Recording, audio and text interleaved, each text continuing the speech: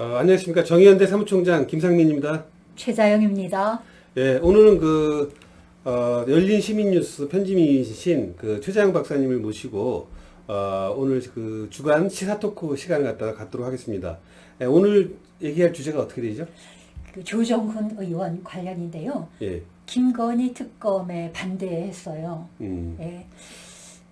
김건희 특검을 이제 민주당에서 이번에 이제 발의를 했는데, 저는 169명으로 발의를 했는데, 조정훈이 이제 법사위원회에서 그걸 이제 막을 수 있는, 그러니까 패스트 트랙을 갖다가 가는 걸 막을 수 있는 그런 위치에 있으면서 반대를 하니까 지금 이제 여러 비난들이 이제 쏟아지고 있죠. 예, 그렇죠. 예. 국힘당에서 반대를 하면은 패스트 트랙으로 가야 되는데, 그런데 거기에 조정훈 의원이 딱 하나 지금 없으면 안 된다 이런 얘기죠. 조정훈 의원이 뭐라고 얘기를 했냐면 김건희 특검에 반대하면서 김건희 특검과 김혜경 법카를 퉁치자 이렇게 얘기를 했어요. 퉁치는 건 아시죠? 서로 없는 것처럼 푸세하자 이렇게 얘기를 했거든요. 그리고 대통령 부인 특검하는 것이 민생에 얼마나 도움이 되겠나 이런 언급도 했어요. 그렇죠. 그러니 김건희에 관련되는 혐의와 민생이 따로 간다 이렇게 파악을 한 것이죠. 특검법이 정치 쇼에 가깝다 이런 얘기도 했고요. 조정훈은 진실을 밝히는데 동의하지만 추석 밥상에 급하게 특검으로 현실성 없는 방법으로 진행하겠다는 것에 대해서 반대한다. 이렇게 얘기도 했어요. 추석 밥상에 급하게라는 얘기를 하니까 그 전에 검수 덜박할 때 조정훈 의원이 반대를 했거든요. 그때 뭐라고 얘기했냐면 반대하면서 검찰개혁은 원칙적으로 찬성을 하지만 졸속으로 급하게 하는 것에 반대한다 이런 얘기를 했어요. 그러면 졸속으로 반대하면 그 다음에 시간이 있을 때 검찰개혁에 대해서 신경을 썼냐 하면 그런 것도 아니거든요. 그래서 그런 게 문제가 되고 이 민주당에서 김건희 특검 떠드는 것이 노이즈 마케팅이다 이렇게 얘기했어요. 이게 뭐냐면 노이즈 마케팅은 시끄럽게 하기만 하고 그게 실속이 없다 이런 뜻이죠. 이런 여러 가지의 말들을 한 것이에요. 그래서 민주당이 자기를 체근하는 것이 집단주의적 성향을 가지고 있다 이런 등등의 언급을 했던 것이죠. 이런 걸 보면서 저는 근본적인 문제가 조정훈 의원뿐 아니라 민주당에 있다고 보는 것이죠. 그러니까 이제 조정훈은 이제 이거 뭐 쇼라고 이제 얘기를 하잖아요. 너희들 쇼하는 거 아니냐. 어차피 안 되는 걸 알고서. 네.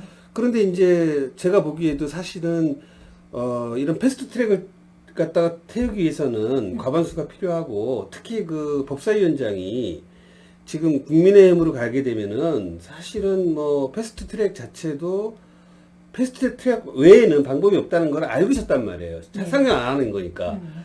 그러면은 그러한 것을 알고 있었으면서도 패스트 트랙이라는 이런 것 있을 걸 알면서도 법사위원장을 양보한 거는 박홍근이 양보한 거는 특히 국민의 그것도 다 많은 우리 민주당 지지자들이 다 반대했는데도 불구하고 했던 것은 이미 앞으로 패스트 트랙이나 이런 것들 잘 안 되게 만들겠다. 또 거기서 더 나아가서 그때 민영배 의원이 있었잖아요. 예. 민영배 의원을 빼고 어떻게 보면은 저쪽 약간 어떻게 보면은 좀 이쪽도 저쪽도 믿을 수 없는 조정훈이를 갖다 끼워넣은 거는 조정훈이 성향에 모를 일이 없는데 끼워넣은 것은 패스트 트랙조차 강행하지 않겠다라는 아주 아주 이미 알고 있었던 작전상 그렇게 생각을 할 수가 있죠. 그렇죠. 바보도 아니고. 그러니까 그런 일이 일어날 수 있다는 것을 인지하면서도 모른 척하고 지나간 이런 걸 미필고의라고. 미필적 고의죠. 미필적 고의라고. 예, 미필적 고의에 의한 이런 그 특검 무산을 이미 이제 자기네들이 계획한 거죠. 그러면 왜 이런 사람 민주당에서 왜 그런 쇼를 했을까요? 그러니 민주당은 김건희 특검이고 뭐고 하기가 싫은 것 같아요. 아마 그렇지 않았다면 이런 식으로 안 했을 건데. 그런데 제가 생각할 때는 이 조정훈 의원이 김건희 특검하고 김혜경 법관을 퉁치자라고 얘기하고 그 다음에 이 김건희 특검하는 게 정치 쇼라고 했거든요. 그래서 제가 가만히 생각해 보니까 이 조정훈이라는 사람은 서울대학을 나왔고 하버드 대학까지 갔다 왔어요. 이 사람이 미친놈이 아니라면 헛소리를 하지는 않을 것이다. 왜냐하면 서울대 나오고 하버드대까지 갔다 온 사람이 쉽게 헛소리 하겠습니까? 그래서 가만히 생각을 하니까 이 조정훈이 여의도 국회에 들어가서 눈동냥 한 게 있구나. 제가 생각할 때 뭐냐면 여와 야가 어떤 서로의 약점을 잡고 이제 서로 딜하는 거를 이 조정훈이 보고서 배운 게 아닌가. 결국 그런 걸 보니까 이게 정치쇼 같다. 이런 생각이 든 것이 아닌가. 그래서 가만히 생각하면 조정훈은 제가 볼 때 용감하게 얘기를 했고 많은 민주당 의원들이 법사위원장도 줘버리고 그 다음에 그 법사위원회에 있던 민영배 빼고 조정훈 집어넣고 그 조정훈이 어떤 성향을 띠고 있는지를 모르지는 않았을 그 사람들이 넣었거든요. 이런 걸 할 때 그 사람들은 뭔가를 김건희 특검이고 뭐고 실제로는 하고 싶지 않은데. 그렇죠. 그래서 내가 볼 때는 그러니까 이재명에 대해서 계속 사법 리스크 떠들면서 이 민주당에서 수박이라는 사람들이 이제 계속 그 당원 그 80조인가를 그 개정을 해야 된다 말아야 된다 그러면서 계속 그랬잖아요. 그리고 기다렸다는 듯이 기소를 해서 진짜 당직 자체를 뺏을 뻔했죠. 이제 그 작전대로. 그 사실은 검찰하고 민주당 세력이 이제 야합을 해서 이재명을 치려고 했던 게 사실인 것 같고 지금도 이제 이 사법부가 지금 어떻게 예를 들면은 뭐 정경심 교수처럼 그냥 뭐 완전히 뭐 나몰라는 식으로 뭐 말도 안 되는 판결을 내서 100만 원 이상으로 해서 400 이상의 돈을 물어내게 한다는 둥. 그래서 민주당 자체가 그냥 완전히 와해시키려고 하는 그런 작전도 지금 가능한 그런 거거든요. 시나리오도 생각해 볼 수 있는 것이죠. 그런데 그 이재명 자신도 생각할 때 만일 쫓겨나지 않는다면 이재명 자신도 혼자서 여의도에서 그렇게 사람들이 이재명을 많이 믿고 있잖아요. 그런데 혼자서 그렇게 그 사람들이 기대하는 것처럼 할 수가 없을 것이다. 저는 이렇게 봅니다. 왜냐하면 그 여의도에 있는 옆에 있는 사람들도 챙겨줘야 되잖아요. 챙겨준다는 것은 어떤 뜻이냐면은 지금까지 우리가 봤던 그 민주당의 그 작태 이런 것을 일소하거나 그 개혁을 한다거나 할 수가 없다는 뜻이고, 그렇다면 많은 민초들이 이재명에게 바라는 이제 이런 것들이 있어요. 그런 것을 자기 혼자서는 어떻게 할 수가 없는 것이죠. 그래서 그리고 이재명 자신도 이제 오늘 그 발표가 났는데, 어제 오늘 발표가 났는데 홍영표, 김병기 이런 사람들을 쫙 포진을 시켰거든요.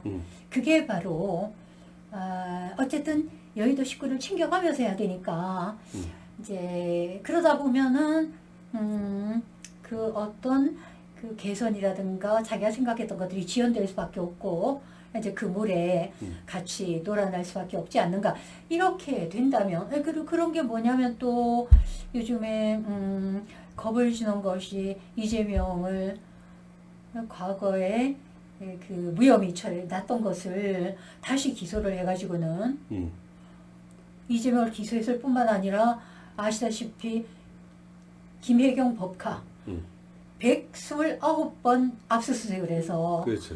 78,000원을 그것도 김혜경이 직접 쓴 것도 아니고 아니, 이런 자기 몫은 냈고, 나머지 돈을 이제 썼다 이거지. 그렇죠. 이제 그런 걸 129번 압수수색을 해가지고 78,000원을 그것도 확실하지 않은 거를 끌어냈단 말이에요.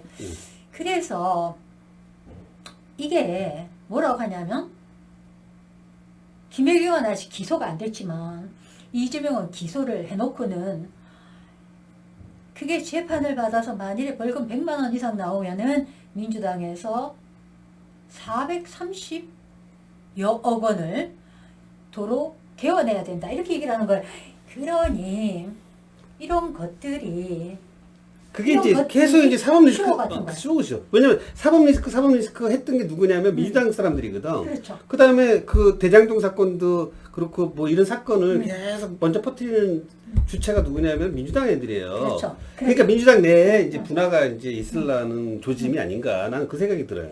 그러니 이 국힘당이나 지금 행정부, 법무부 뭐 이런 데서 하고 있는 이런 그 작태가 129번 그 압수수색을 해서 78,000원 끌어내고 이것도 정치 시효라고 할 수 있는 것을 조정훈은 정치 시효라는 그 용어를 민주당에만 적용을 하고 국힘당이나 지금 행정부에 대해서는 그런 야유를 하지 않았던 것이죠. 이게 선택적 야유가 아닌가 이런 생각이 들고요. 그래서 제가 마지막으로 드리고 싶은 말씀은 일단 기소를 해서 이제 법원에서 뭐 타당성 여부를 떠나서 이게 지금 타당성을 가지고 이게 문제가 흘러가는 건 아닌 것 같아요.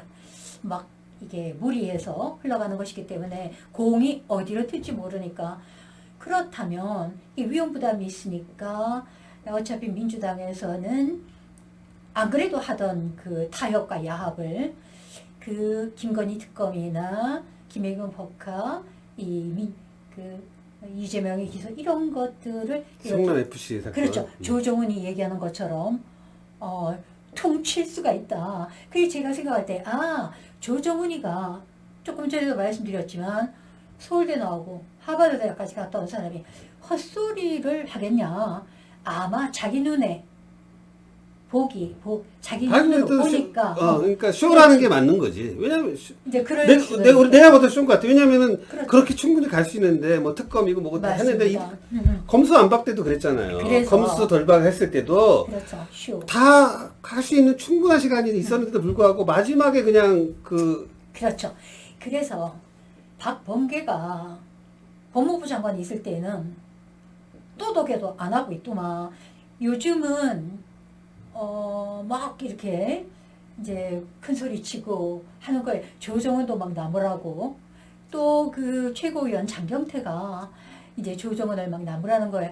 그래서 제가 생각할 때는 이게 조정은만 나무라도 되는 게 아니라 이 민주당 그 온수학도 있고 반수학도 있고 이런 사람들이 말은 하지 않고 그냥 있는데 조정훈은 그냥 시원하게 그냥 뭐 까발린 이런 차이가 있는 게 아닐까 이런 생각이 드는 거죠. 나는 이제 전망을 한다면 지금 이제 민주당이 이준석 때문에 이제 사실 당이 막 쪼개질 이런 위기에 있는데 이제 내년 총선을 앞두고 이제 그쪽도 여러 매로 쪼개지잖아요. 그럼 여기 민주당도 사법 리스크다 다 하면서 민주당에서는 이재명을 버리려고 하는 세력들이 분명히 나타날 거란 말이에요. 너 때문에 우리 민주당이 어려졌다. 이런 얘기가 분명히 나오면서 민주당이 갈라지게 되면 옛날 그 김영삼 그 3당 합당처럼 저쪽 편의 세력들하고 이렇게 해서 개헌선만 어떻게 만들어내면 지금 그 개헌론자들이 지금 김진표도 그렇고 다 그렇잖아요. 내각제에 비슷하게 이원 집정부제로 갈라오는 세력들이 그쪽으로 다 모여갖고 어차피 극자인 이재명 빼고 그 다음에 저 극우 이거 빼고 해서 우리끼리 해서 중도 정당을 만들자 이래갖고서 3당 야합을 하려는 그러니까 이제 그렇게 하려다 보니까 이재명이 같이 치기 위해서 왜냐면 이재명이는 이제 대통령 다음 선거에 무조건 나와야 되는 건데 이재명이 대통령 선거를 못 나오게 하는 거죠. 아예 헌법적으로 바꿔갖고 그래서 그 작전들을 이것들이 그 민주당하고 이 지금 국민의힘하고 서로 싸운 척하면서 예. 뒤에서 이 작전을 짜는 게 아닌가 예. 그런 음모가 예, 그런 우려도 어. 염두에 두고 그래서 마지막으로 제가 드리고 싶은 말씀은 만에 하나 이재명이 쫓겨나지 않고 그대로 있다 하더라도 이재명은 혼자서 이 시민 민초들이 원하는 것을 그 하기가 어려울 것이다. 저는 이렇게 생각합니다. 왜냐하면 현재의 여의도 그 문화라는 게 있어요. 그래서 그 여의도 식구들도 이재명이 챙겨줘야 되잖아요, 사실은.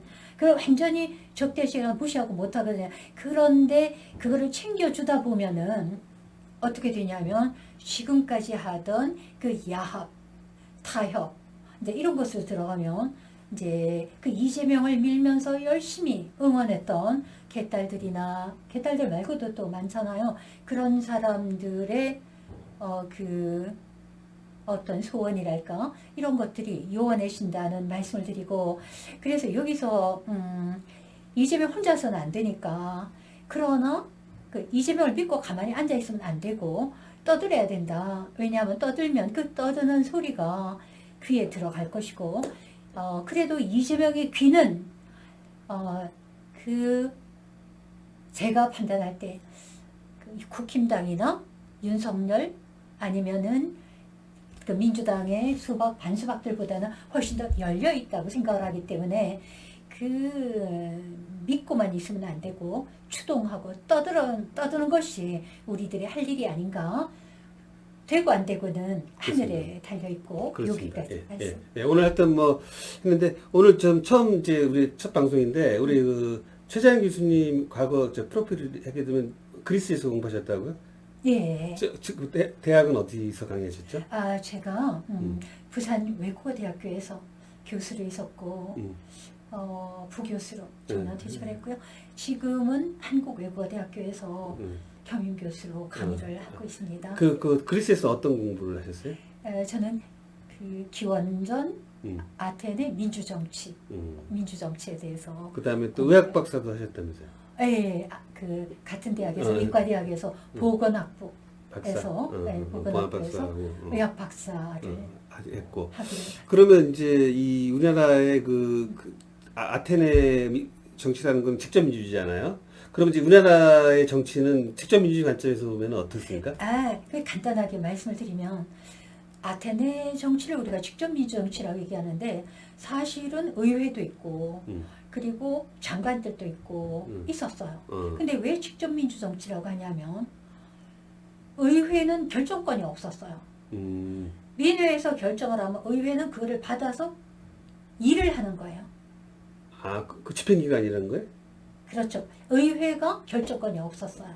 민회에서 결정하면 의회는 수발을 드는 그런 역할을 했고 그 다음에 그러니까 그 의회가 여러 가지 일들을 하는데 그것도 관리잖아요. 그런데 조금이라도 잘못하면